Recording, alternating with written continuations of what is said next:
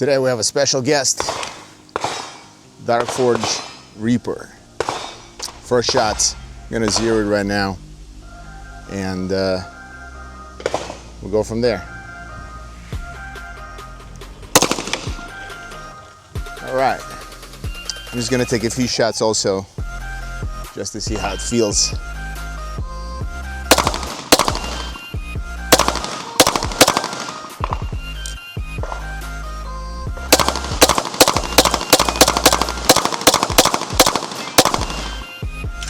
This is probably one of the softest shooting pistols I've ever shot, and I have shot a lot of high-end 2011s, including Erebus's from Atlas, to a bunch of ported ones, but this is by far is just super soft.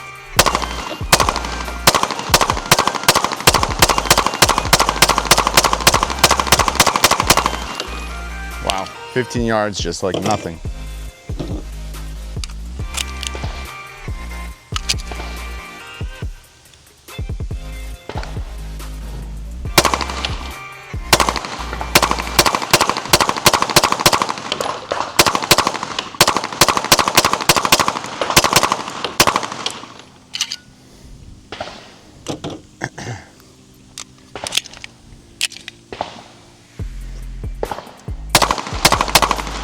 All right, what a beauty.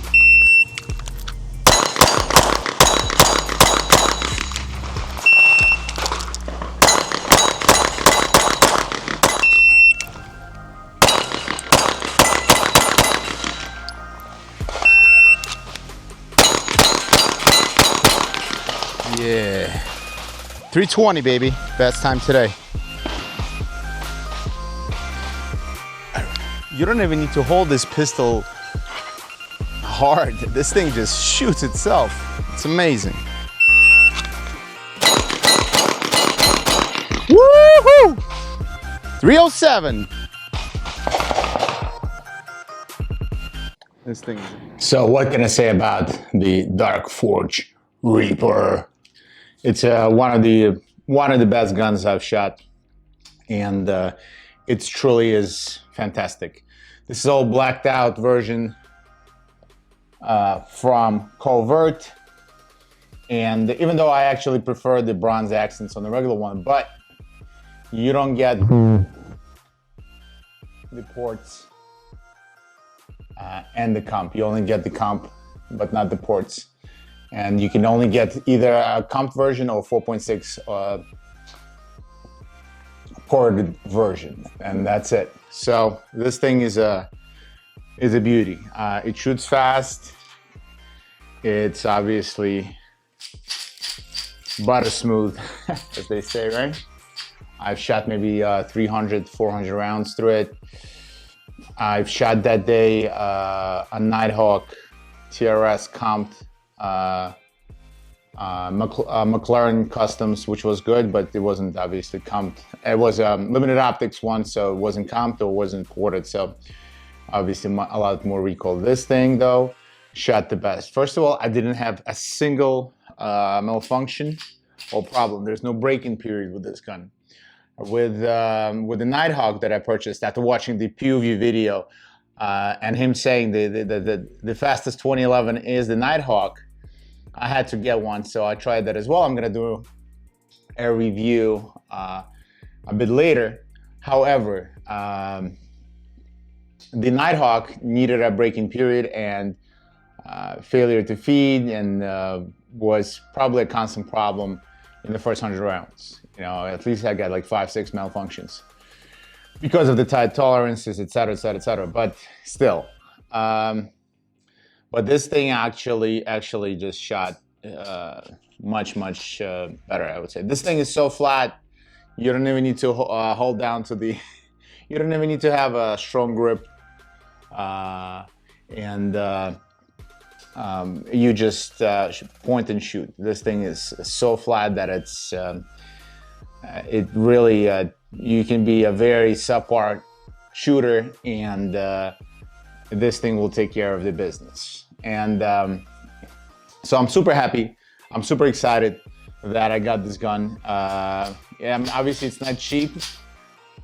Tracking with the flashlight versus without a flashlight, honestly, I was just doing the plate rack and clearing the plate rack and then shooting some bill drills, etc., etc.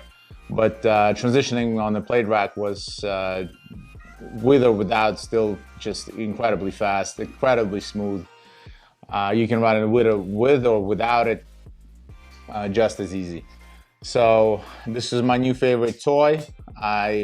Like I said in the portion at the range, I've shot pretty much every single Atlas there is. I own pretty much every single Atlas there is.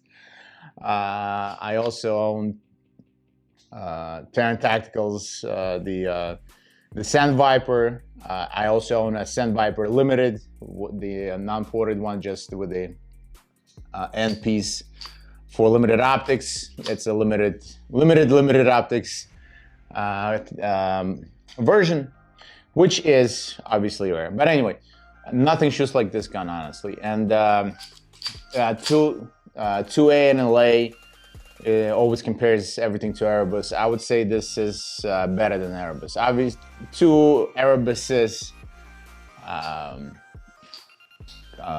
defense, obviously Erebus is just comped, not ported. Although I think Erebus might be a little faster in transitions. It's a little bit more, it's nibbler, so to speak, or I will have to do them side by side in another video to get a full review, so to speak, get the full picture of the between them two. Anyway, I highly recommend, if you still can, to get one of these. My only addition is obviously the light, the optics, and I also put on the extended mag release here. The reason I did it was because of Terran Tacticals, because of SandViper. The SandViper has an extended Dawson Precision button, and I love it. I absolutely love it. I have a high grip, so it doesn't bother me. I never engage it or anything like that, but when you do want to do a quick reload, this thing is fantastic. Now about the trigger, let's do it. Clear.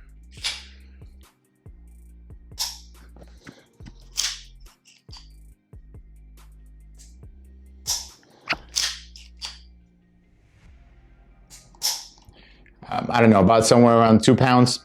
So some guns have a very light trigger, sub 3, sub 2, and which is nice when obviously sending around. However, they have a very anemic-like pushback. This thing is actually quite decent. So the reason why PewView favored the Nighthawk over Terran's SandViper and all the other guns in his 2011 review was because the trigger wasn't super light on the Nighthawk, so which allows the spring to return. That's my guess.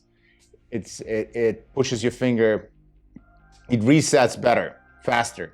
So you can actually, because you have a little bit more of a push, you can reset a lot faster. And yes, so this thing is absolutely a marvel. All right, I hope this review helps. I'm gonna do a few more guns. This is my first big one, a test run. Let me know how you like it. Cheers.